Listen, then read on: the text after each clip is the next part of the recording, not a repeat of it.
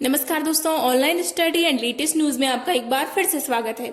Government job की latest news के साथ साथ यहाँ आपको मिलेगा उनकी तैयारी के लिए फ्री स्टडी मटेरियल। तो चैनल पर पहली बार आए हैं तो इसे सब्सक्राइब जरूर कर लीजिए और वीडियो पसंद आए तो दोस्तों के साथ शेयर जरूर कीजिए।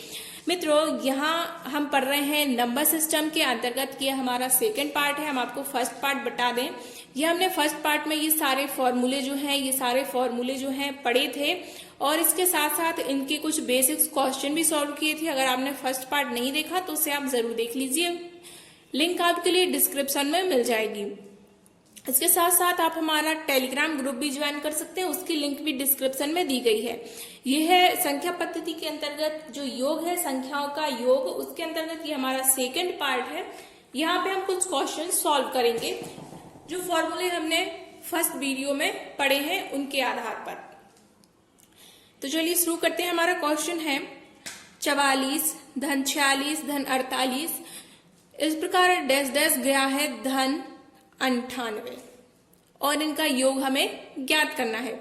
अब देखिए, इनको बिल्कुल हम आसानी से सॉल्व करेंगे। कैसे ज्ञात करेंगे, ये देखिए, यहाँ पर हमने फॉर्मूला पढ़ा हुआ है, या फॉर्मूला देख लीजिए। हमने ये फॉर्मूला पढ़ा हुआ था इसके पहले की वीडियो में, 2 धन 4 धन 6 n पदों तक, मतलब कि n सम संख्याओं का योग, ये हमने फॉर्मूला पढ़ा है n+1। तो यही फॉर्मूला हमें इस क्वेश्चन में जो है लगाना है। तो चलिए शुरू करते हैं। इसके लिए हमें देखिए जो फॉर्मूला है वो होता है 2 से शुरू। तो और ये जो क्वेश्चन है ये है 44 से शुरू। तो इसके लिए हम बनाएंगे, सबसे पहले 2 से शुरू करेंगे, ठीक है। तो हम शुरू करते हैं। ये देखिए, यहाँ लिखेंगे हम 2 धन 4 धन 6। अब देखिए, मैं 2 4 6 इसलिए लिख रही हूँ क्योंकि यहाँ भी देखिए आप 44 46 48 मतलब कि सम संख्याओं के योग का फॉर्मूला लगना है। तो यहाँ पे हम सम संख्याओं का योग लिखेंगे। ये देखिए, ये गया है कहाँ तक, 98 तक। तो यहाँ हम लिखेंगे धन 98।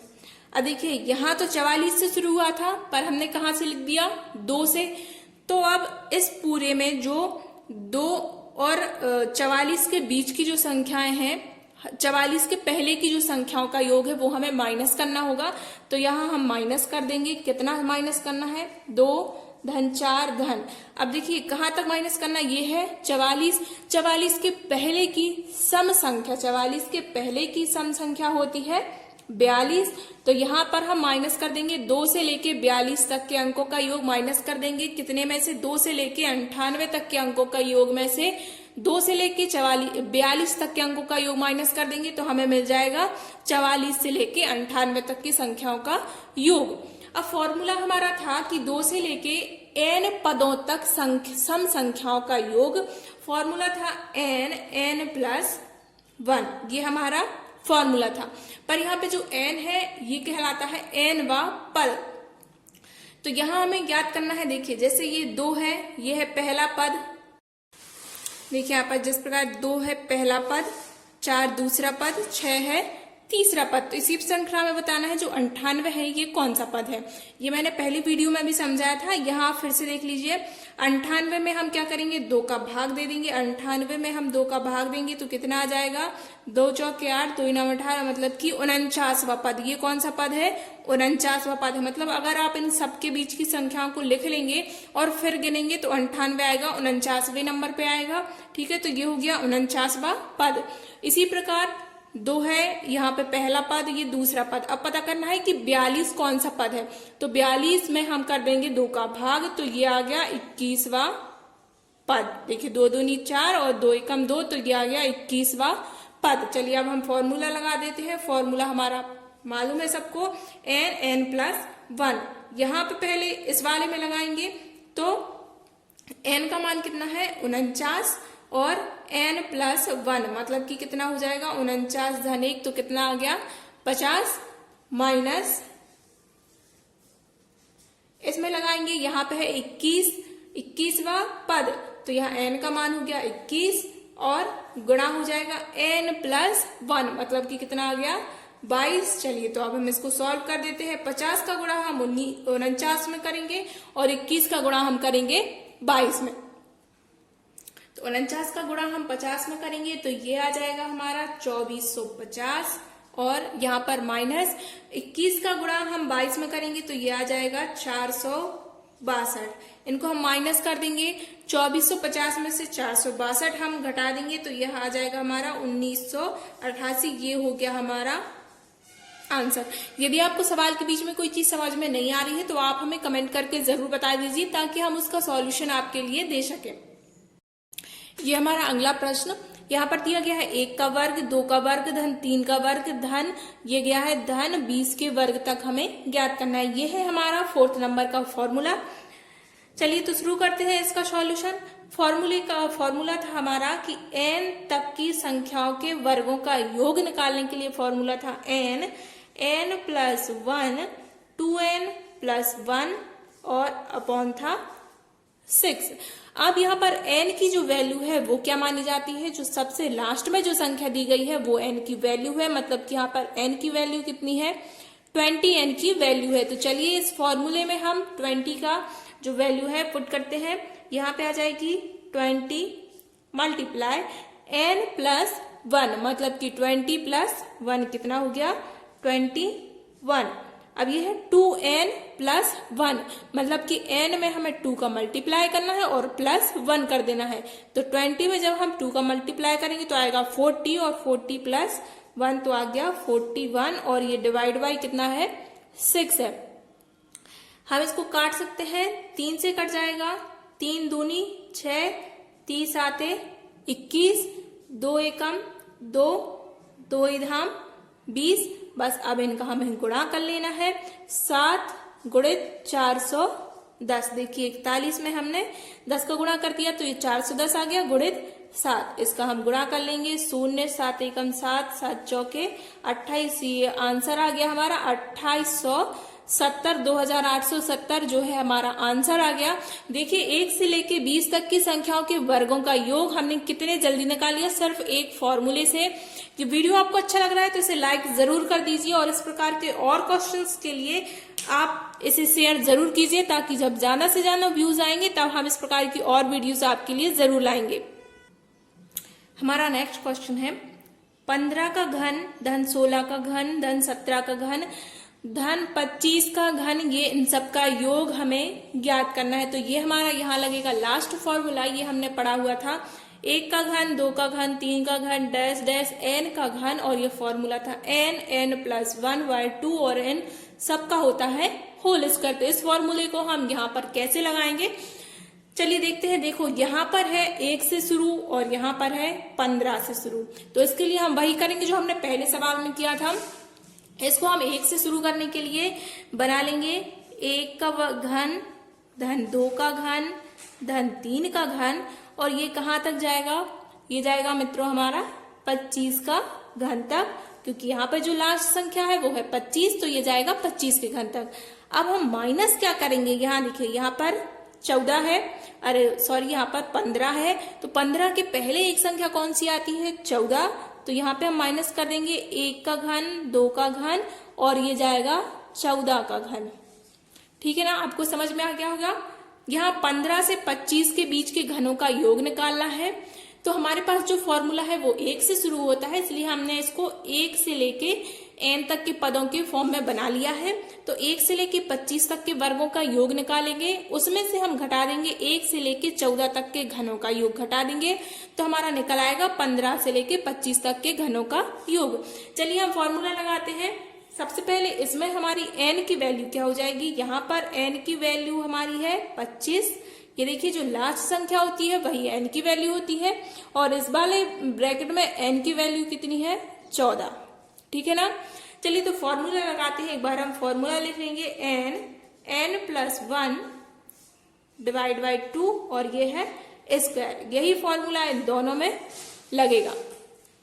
अब यहाँ पर n की वैल्यू है 25, तो ये हो जाएगा 25 गुणित यहाँ पर n धन 1, मतलब कि 25 धन 1 कितना हो गया 26 बटे में होगा 2 स्क्वायर माइनस यहाँ पर इस वाले ब्रैकेट में हम फिर से यही फॉर्मूला लगाएंगे, तो ये हो जाएगा 14 गुणित 15 बटे 2 इसका वर्ग। आपको 15 समझ में आ गया, क्यों आया n प्लस 1 है क्योंकि, तो 14 में 1 जोड़ दिया तो आ गया 15 इसको अब हम काट देंगे। 2 एकम 2, 2 तेरह 26, 2 एकम 2, 2 सत्ते 14। बस अब हमें कुछ नहीं करना, 13 को गुणा 25 में, 7 का गुणा 15 में, इनका हम स्क्वायर कर देंगे और हमारा आंसर निकल आएगा।